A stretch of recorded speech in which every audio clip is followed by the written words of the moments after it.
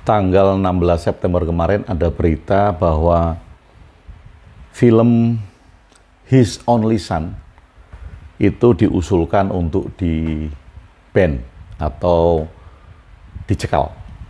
Yang mengusulkan adalah pimpinan Komisi 8 DPR RI. Nah, mengapa film yang menceritakan kisah Nabi Ibrahim ini diusulkan untuk dicekal?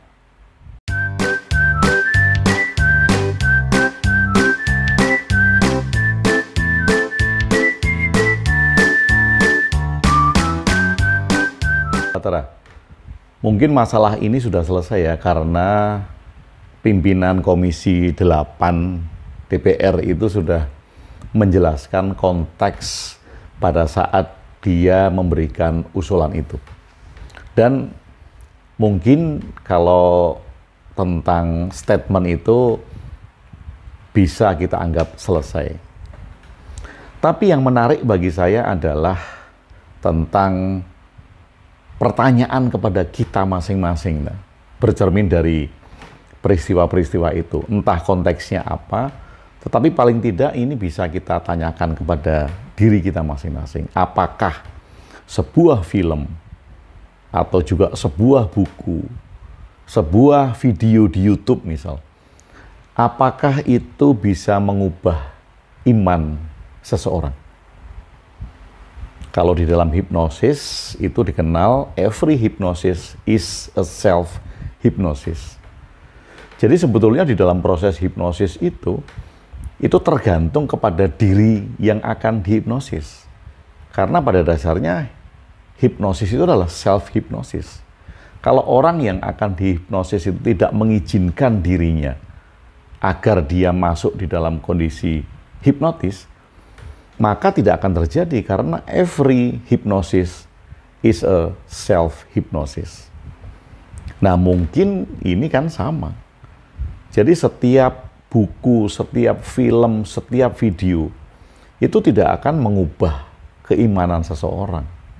Anda bisa melihat film apa aja, baca buku apa aja, lihat video apa aja, dan itu nggak akan bisa mengubah keimanan Anda, kecuali Anda mengizinkan diri Anda sendiri untuk berubah. Tidak ada orang yang bisa mengubah keimanan saya, kecuali saya sendiri yang mengizinkan saya untuk berubah secara iman.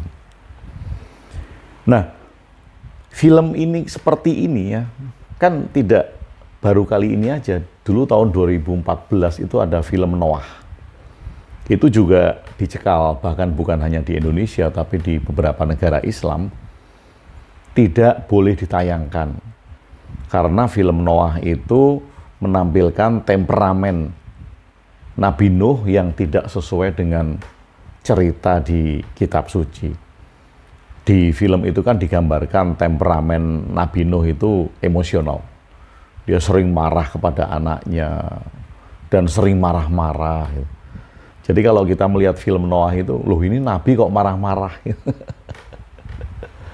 Nanti kalau ada yang bikin film Nabi itu suka bercanda, minum kopi sama sahabat-sahabatnya, itu juga pasti akan dicekal. Nabi kok bercanda gitu. Nabi kok ngomongnya ceplas-ceplos gitu. Loh, Nabi kan harus sopan, harus ngomongnya pelan, tertata gitu mungkin ya, kalau keinginannya seperti itu. Jadi film-film yang akan menyalahi dari apa yang selama ini dipersepsikan di dalam kitab suci, pasti akan ditolak. Nah, seperti film His Only Son ini. Film ini diusulkan untuk dicekal karena ceritanya tidak sesuai dengan kitab suci umat Islam, Al-Quran.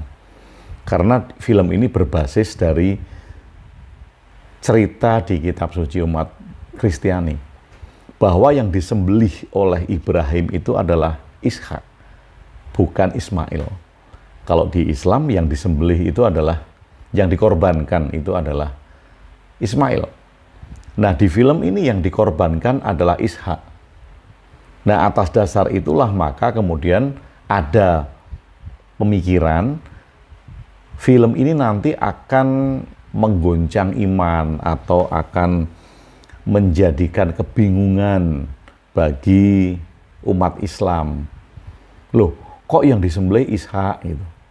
Jadi kekhawatiran itu yang menyebabkan ada ide bahwa film ini harus di-ban, di-take down, tidak boleh dilanjutkan penyiarannya gitu. Menariknya bagi saya adalah kekhawatiran tentang iman, kekhawatiran tentang apakah iman saya bisa goyah ketika melihat film. Sama ya ketika baca buku atau ketika lihat video YouTube gitu. Apakah iman seseorang bisa goyah? Dan mengapa orang khawatir? Nah, mau tidak mau walaupun pimpinan DPR ini, pimpinan Komisi 8 DPR ini sudah menjelaskan konteksnya, dan dia menjelaskan bahwa dia itu pengusung toleransi, tidak mungkin kalau akan melarang sepihak, dan kemudian diusulkan bahwa film ini hanya untuk umat Kristen gitu. Nah, kekhawatiran, mau tidak mau walaupun menjelaskan konteks, ada kekhawatiran.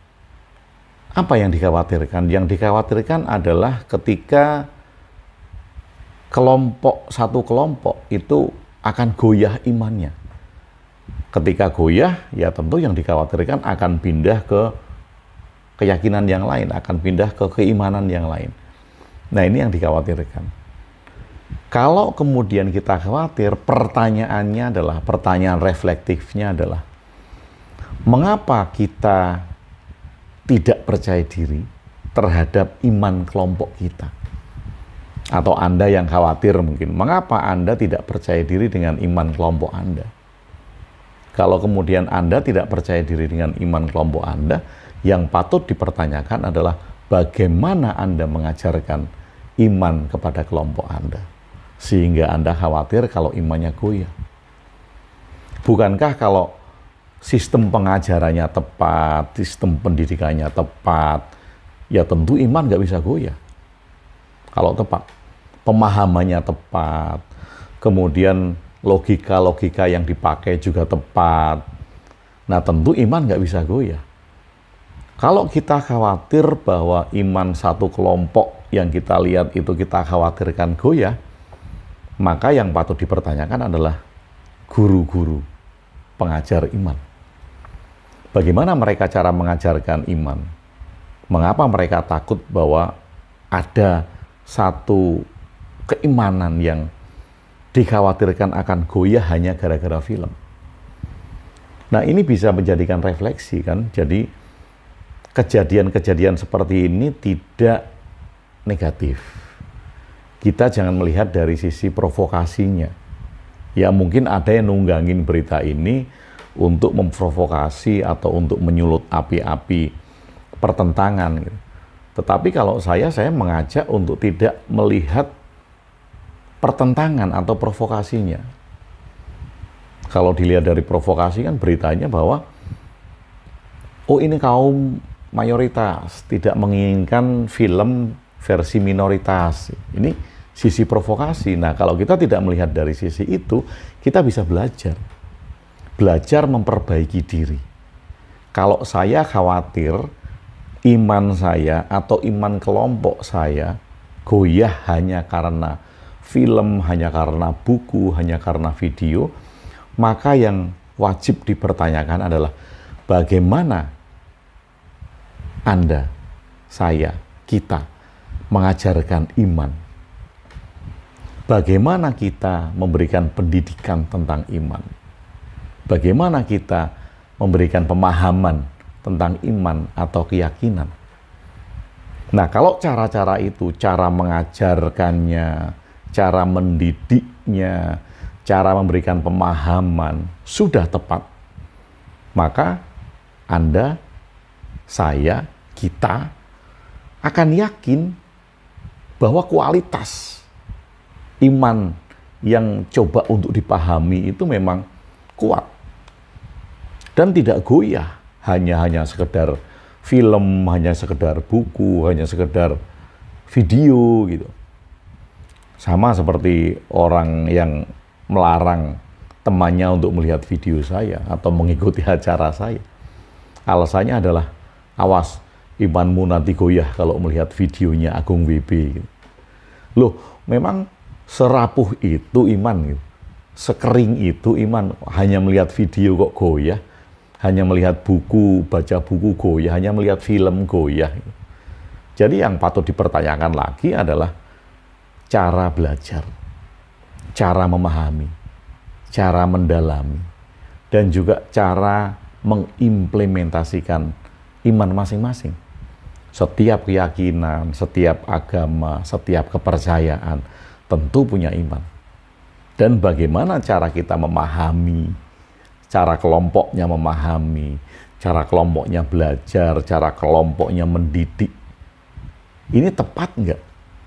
Atau hanya sekedar asal-asalan, asal doktrin saja? Nah, kalau asal doktrin saja tentu ini akan mengakibatkan fondasi keyakinan menjadi tidak kuat. Kenapa? Karena di zaman modern ini doktrin saja nggak cukup. Logika harus bisa menjawab. Kekritisan para pendengar, kekritisan para jamaah itu harus diakomodir. Ketika mereka bertanya sedikit kritis, sudah dibilang nggak boleh, awas karena ditunggangi setan. Ketika sedikit berpikir out of the box, di luar dari apa yang pernah didengar di dalam koridor-koridor kitab suci, akan dibilang, wah ini bibit-bibit murtad. Kemudian dicurigai sebagai orang yang sedang ditunggangi oleh setan, oleh jin, oleh iblis gitu. Karena dilihat mempunyai pemikiran yang berbeda. Nah, di zaman modern ini kan nggak bisa. Jadi iman itu punya tantangan, harus bisa dijawab dengan logika. Iman mempunyai tantangan, harus bisa menjawab hal-hal yang realistis. Iman mempunyai tantangan untuk bisa menjawab persoalan-persoalan kehidupan sehari-hari. Nah, kalau ini tidak bisa, maka tentu saja orang akan mencari bentuk iman yang lain yang bisa menjawab persoalan hidupnya sehari-hari. Orang tentu akan mencari bentuk keimanan lain untuk menjawab realita hidupnya dan untuk menjawab logika-logika yang dipertanyakan. Jadi lewat peristiwa ini, sahabat Bahtera semuanya, mari kita belajar. Mengapa iman kita serapuh itu? Mengapa iman kita setipis itu? Mengapa iman kita sekering itu? Mengapa kita khawatir iman itu goyah hanya karena film? Dan bukankah kita melihat film dengan sudut pandang yang lain, dengan budaya yang lain, dengan agama yang lain, dengan keyakinan yang lain, itu bagus kan untuk memperkaya kita. Jadi kita tahu kan, oh cerita Ibrahim menurut versi Kristen itu begini loh. Oh cerita Ibrahim menurut versi Islam itu begini loh. Oh ternyata ada juga loh nabi yang mengorbankan anaknya dari versi Hindu misalnya. Atau ada juga pengorbanan yang serupa dari versi Buddha misal. Atau dari versi keyakinan lokal. Nah, bagi saya ini kan baik, bagus untuk pendidikan. Untuk memahami sudut-sudut pandang yang lain dari keyakinan. Nah, kalau Anda bagaimana? Sahabat Bahtera semuanya, Anda setuju nggak kalau film His Only Son ini tidak di take down? Tetap diputar dan tidak dijadikan bahan kontroversi. Anda setuju nggak? Anda setuju nggak kalau Anda berlainan keyakinan dan Anda melihat film ini? Atau Anda bersedia nggak melihat film yang berbeda dari keyakinan Anda? Anda melihat film ketika Ibrahim mengorbankan Ishak, bukan Ismail. Anda setuju nggak? Atau Anda termasuk yang setuju agar film ini di take down atau di ban? Nah, silahkan tuliskan di komentar pendapat Anda, baik yang setuju dan tidak setuju, supaya kita semuanya kaya akan opini-opini yang beragam. Terima kasih atas perhatian sahabat Bahtera semuanya tentang isu film yang diusulkan untuk dicekal. Film kisah Nabi Ibrahim versi Kristiani. Terima kasih sudah bersama saya Agung WB di Jonggring Saloko.